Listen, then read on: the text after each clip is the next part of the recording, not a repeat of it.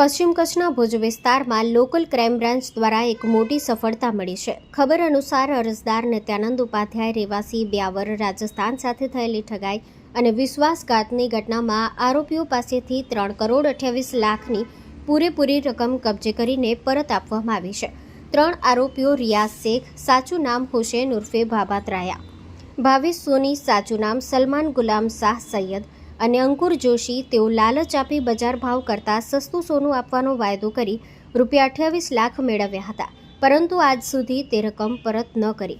આ પરિસ્થિતિને પહોંચી વળવા ભુજ રેન્જ પોલીસ અને લોકલ ક્રાઇમ બ્રાન્ચ સ્ટાફે તપાસ હાથ ધરી।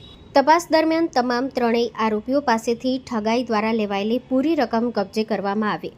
કોર્ટ ભુજના હુકમ મુજબ તેઓ અરજદારને ₹3,28 લાખ પરત કરી દેવાઈ અને આ સાથે તેરા તુજકો અર્પણ સૂત્રને સફળતા મળી। Story report by Kiran Gori, Bhuj.